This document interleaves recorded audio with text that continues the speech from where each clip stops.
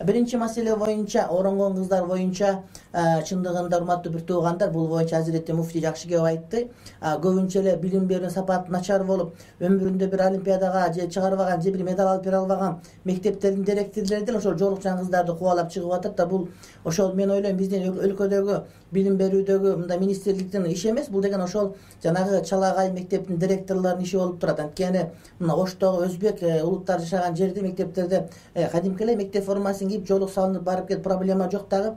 Ошол жанагы Кудайдан жөө ачкан директорлор орун алып калган жерде ушундай болуп турат. Эмне кылабыз? Мамлекет боюнча ар бир жаран билим алуу укуктуу. Ошондой эле мамлекет боюнча, биздин мыйзам боюнча, баш мыйзам боюнча дин укугун ар ким каралган дин карман укуктуу болот да. Анан бизге айтып атышат, булар силер деген кыздардын мында мажбурлабагыла жолук салынганга. Алар деген өздөрү акыл эске толгондо өздөрү тандап алат деп атат да. Анда биздин жаш балдар деле мектепке баргысы келбейт. Алар кечке эле балмуздак жегиси келет. Ал деген китепти окугусу келбейт. Биз мажбурлап школго жөнөтүп атпайбызбы? Анда кандай болот? Ошол тандоо окууга жеткенге чейин ата-энеси өзү туура көргөн жолду балдарына багыт берүүгө урматтуу бир туугандар милдеттүү болот. Ага келгенде унчугушпайт да, анан буга келгенде ушундай мажбурлап прививка алдырып атасыңар, школга апарып атасыңар. Анан ата-энеси мусулман болуп, ушуну туура деп билсе, жолук салынса, эмне үчүн ата-эне аны мажбурлап аткан болот, урматтуу бир тууганым? Жеке мусулман адам өзү туура көргөн жолду балдарына ыра көрөт деген сөз болот.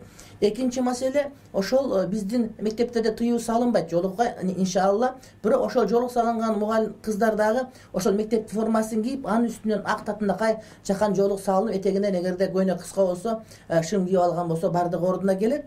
Анан ошол кайсы бир мектептин директору эгерде ушундай кылса, анда биз укук сакталган мамлекеттебиз, буларды сотко берүү керек, сот чечип берсин. Анткени биздин баш мыйзам боюнча, башка мыйзам боюнча карап көрүш керек. Эгерде бирөө айтып атса, ага каршы чыгуунун кереги жок, түшүнүк кат жазып берсин, мен мектепке киргизбейм деп.